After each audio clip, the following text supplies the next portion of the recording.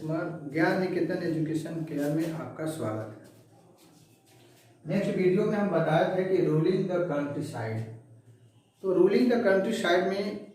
जो बताया गया था कि उन लोगों का रूलिंग क्या था, ट्रेडिशनल क्या था, जैसे निजी खेती कराना, समस्याएं था नील की खेती या नील की खेती के साथ साथ और भी वैसा लैंड एग्रीकल्चरल जो उन लोगों का था, रैतवारी करना या समस्याएं से जो संबंधित था, जो टैक्स रेवेन्यू कलेक्शन करना, इस तरह का जो विभागीय था पूरी तरह से ब्रिटिश का भारत पर जो है उस तरह के रूलिंग में जो है 12 अगस्त 1765 ईस्वी में यानी 12 अगस्त 1765 में एक ट्रेडिंग मार्केटिंग का जो रूल था, टैक्स लेने का, जो भी लोग टैक्स नहीं देते थे, जैसे नील की खेती करना, जो जंगलों को काट कर क्या करते थे कि भूमक्का जो चारागाह होता था इधर से उधर अपना जीवन निर्वहन करते थे। एक जगह उन लोगों का अस्थायी निवास नहीं था, जिसके कारण अंग्रेजों लोगों को परेशानी यह होता था कि उन लोगों से जो टैक्स लेने की जो प्रावधान था वह टैक्स दे नहीं पाता था, इसलिए कि 2 महीना या 3 महीना के लिए एक जगह पर आता था, फिर वह दूसरे प्लेस पर चल जाता था। तो इस तरह की जो घुमक्कड़ उन लोगों का जीवन था वह जमीन को अस्थायी बनाने के लिए, और जो नहीं अस्थायी रहता था उसके जमीन को छीन लेना, इस तरह की उन लोगों का। जैसे बुडो की नीति क्या था, हम पिछले क्लास में बताया थी, हड़प की नीति। एक हड़प की जो नीति था, जमीन को हड़प लेना, जैसे ब्रिटिश के रूल को न फॉलो करना, नहीं फॉलो करने पर या जो उसको बाधित किया जाता था कि नील की खेती करना या ड्रग्स की जो खेती करता है उसको जो है जरूरी है करवाता था। तो इस तरह से उन लोगों का जो है रूलिंग कराना, उनके ऊपर जो रूल था कराता था, उस तरह का उन लोगों का सोच था। तो सब कुछ जो है यूरोपीय कंटिनेंट में से जो है यहाँ की जो प्रोडक्शन होता था, ब्रिटिश लोग ज़्यादातर जो है ईस्ट इंडिया कंपनी से जो 3 प्रेसिडेंसी था, उस प्रेसिडेंसी से जो प्रोडक्शन होता था, फर्स्ट जो प्रेसिडेंसी था पिछले क्लास में भी आपको हम बताए हैं कि वो कलकत्ता था, दूसरा जो है मुंबई था, तीसरा जो है मद्रास था। इसलिए कि सबसे पहले ब्रिटिश जो है वह कलकत्ता में ही प्रवेश किया था। समुद्री मार्ग से लोग जो करते थे, समुद्री मार्ग से जो है वास्को डी गामा है, कोलंबस है या अदर जो भी फ्रांसीसी यहाँ भी आए, विदेशी में यूरोपीय कंटिनेंट से 5 वैसे जो है मेरे यहाँ व्यापार करने के लिए आए, जैसे पुर्तगाली है, फ्रांस है, डच है, ब्रिटिश है। इस तरह के लोग जो है ज़्यादातर जो है यहाँ व्यापार करने के लिए, अपना ट्रेडिशन को फैलाने के लिए पूरी तरह से इंडस्ट्री खोलना, पूरी तरह से जो है इंडस्ट्री के साथ सबसे पहला जो है पुर्तगालियों का जो कोठी था वह गोवा में था, महाराष्ट्र के गोवा में। तो गोवा में जो वह स्थान था वहाँ उन लोगों ने अपना प्रोडक्शन को बढ़ाया और उस तरह के लोगों को उत्प्रेरित किया प्रोडक्शन करने के लिए। ज़्यादातर नील की जो खेती होता था वह निज और रैयती से करवाता था। तो निजी क्या है और रैयती क्या है, इस पर थोड़ा सा प्रश्न उठता है, कैसे निजी और रैयती। तो निजी जो होता था, जो लैंड का जो मालिक होता था, बड़ा बड़ा उस समय लैंड का मालिक होता, किसी के पास जो है ज़्यादा जो है लैंड होता था, भूमि उसके पास ज़्यादा होता। तो ब्रिटिश लोग सोचता था कि जो लैंड के जो मालिक हैं, जो ये काम तो कर पाते नहीं, अपने से खेती करते नहीं हैं, दूसरे से वो खेती कराते हैं, तो क्यों नहीं इसको जो है छोटे छोटे पार्ट्स में डिस्ट्रीब्यूट करके लोगों को खेती को जो है उसको उत्प्रेरित किया जाए, खेती करने के लिए उसको टेक्निकल कुछ बताया जाए, और वैसा वैसा सीड्स लाकर वो लोग जो है वह देता था कि इस तरह की जो है खेती करने से उसका मुनाफा क्या होगा या उसका लाभ क्या मिलेगा। तो जैसे नील की खेती करना, नील की खेती के साथ साथ और भी बहुत सारा ड्रग्स का प्रोडक्शन करना, खैनी है, बहुत सारा ऐसा उसका किस्म था, किस तरह की जो है प्रोडक्शन किया जाता था। निजी खेती की समस्या क्या था, जो निजी था, जिन पर सरकार के अधिकार न होकर उसमें निजी खास था, जो पब्लिक है, जैसे आज तक हमारे पास जो है या जमीन या किसी और के पास जो जमीन है वह निजी आदमी के पास। तो उस समय उन लोगों को करने का ज़्यादा टेक्निकल अभाव था, नहीं कर पाते, जमीन लैंड जो है पूरे से पड़ा हुआ रह जाता। तो उन लोग क्या किए कि जो भी ब्रिटिश का एक सोच आया कि निजी जो मालिक है या रैयती जो ज़मीनी है उसको जो है डिस्ट्रीब्यूट करके छोटे छोटे भाग में इसको जो है बांट दिया, और उसको प्रतिबंधित किया गया कि यहाँ इस चीज़ की खेती होगा। लैंड को सर्च करना, उस मिट्टी को जो है सॉइल का जो है उस पर सर्च करना कि किस तरह का प्रोडक्शन इसमें उपजाया जाए। तो उन लोग ऐसा सोचता था कि सीड्स जो एग्रीकल्चर के माध्यम से जो भी प्रोडक्शन होगा इसको आखिर सेल कहाँ करेंगे। तो सेल करने के लिए उन लोगों ने मार्केट बनाया। तो मार्केट क्या था कि यूरोपीय जो कंटिनेंट था,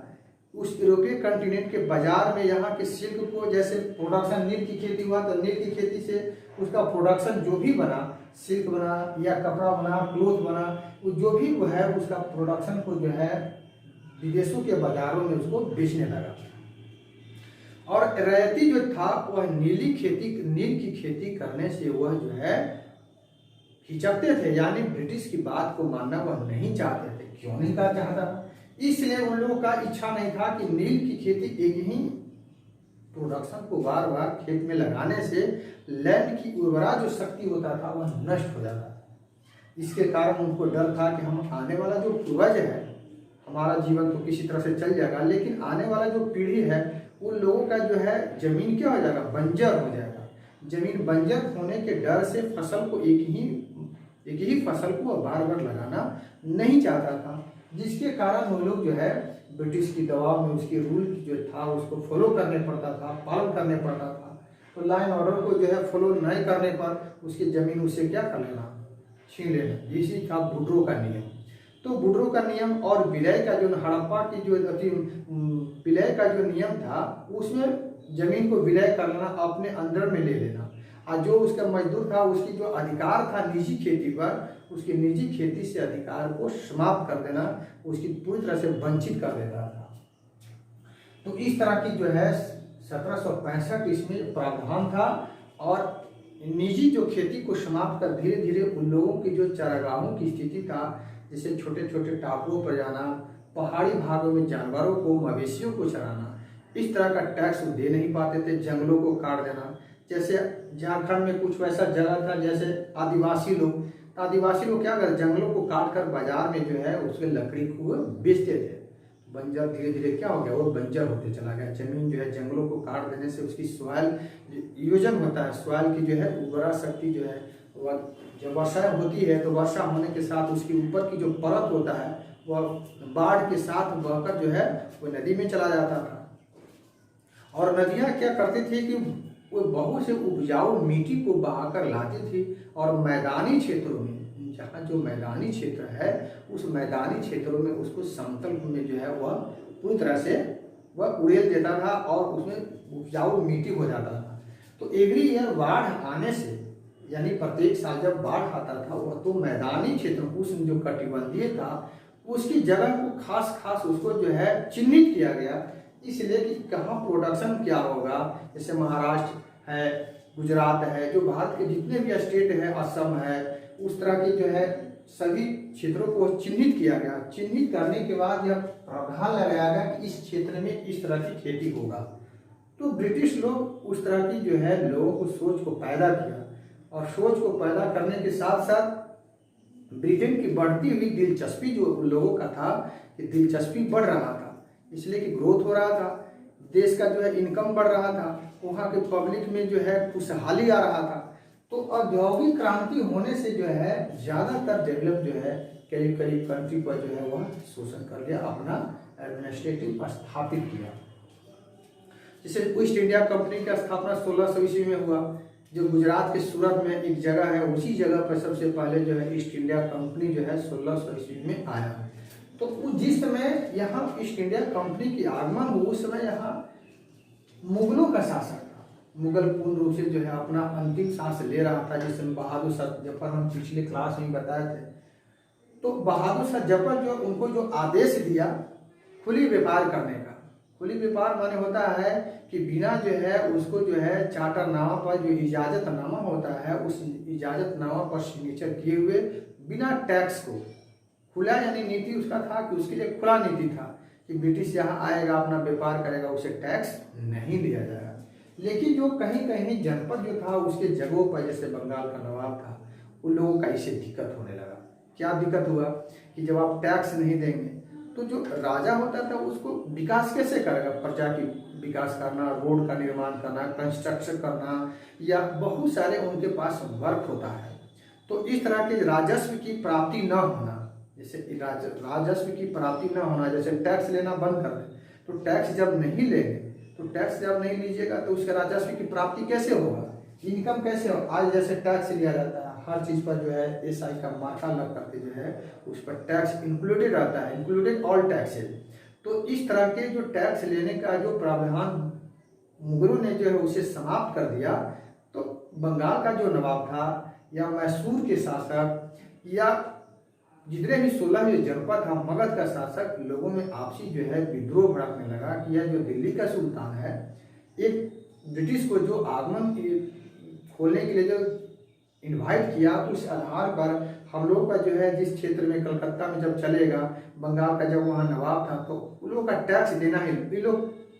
पूरी तरह से जो है टैक्स देने के लिए उन लोगों को बाधित कर दिया। ब्रिटिश से कभी इसी तरह जो है युद्ध भी करना पड़ गया, जहाँ जो है उसका नवाब भी धीरे धीरे क्या हो गया, खत्म हो गया। जैसे शुजा-उद-दौला था, टीपू सुल्तान था, मगध के शासक था। तो इस तरह के जो है शासक थे, धीरे धीरे उन लोगों से जो है क्या हो गया, उन लोग से आपसी मतभेद होने के कारण युद्ध हुआ, और उस युद्ध के कारण ब्रिटिश लोग जो है अपना जो है स्थान कब्जा करने लगे और उनका विस्तार होने लगा। इसलिए कि उन लोगों का मुगलों से इसको जो समर्थन था, मुगल लोग जो है उसको क्या करता था कि पूरी तरह से उसको समर्थन देता था। इस तरह से जो है भारत पर जो शोषण करने का जो तरीका था, 3 तरह था, हिंदू था, मुस्लिम था, शासक था और ब्रिटिश। तो 3 तरह का शासन यहाँ भागों में जो बांटा गया है। तो उस तरह से जमीनी जो लोगों का जो नील की खेती करने के लिए लोग जो धीरे धीरे उसका मूवमेंट स्टार्ट की, मूवमेंट होने लगा कि नहीं, बार बार हम इस चीज़ पर फसल नहीं प्रोडक्शन कर रहे हैं। तो ब्रिटिश के अगेंस्ट में इंडियन जो पब्लिक है उसके अगेंस्ट में खड़ा हुए, कुछ गांव के लोग उस पर जो है खड़ा होने लगे। तो इसका लीडर की नेतृत्व करने, इस मूवमेंट को नेतृत्व करने के लिए लीडर की आवश्यकता पड़ा। तो लीडर की आवश्यकता के साथ साथ वो लोग जो है महसूस करने लगे कि इंडियन जो है यहाँ की जो पॉलिटिकल और इकोनॉमिकल जो ग्राफ है, इस तरह के डेवलप करने के लिए एक राजनीतिक लोगों की आवश्यकता हुआ, जिसमें गांधी जी जो है आगे आए। गांधी जी आने के बाद यहाँ के मूवमेंट को स्टार्ट की, और मूवमेंट स्टार्ट करके यहाँ से जो भी ब्रिटिश का जो अति था, शासन करने की जो प्रणाली था, धीरे धीरे क्या हुआ, समाप्त हो गया। इन्हीं सब बातों से जो है अब अगले जो है आपको टॉपिक में कुछ जो है इसमें बचा हुआ है बताएंगे। धन्यवाद।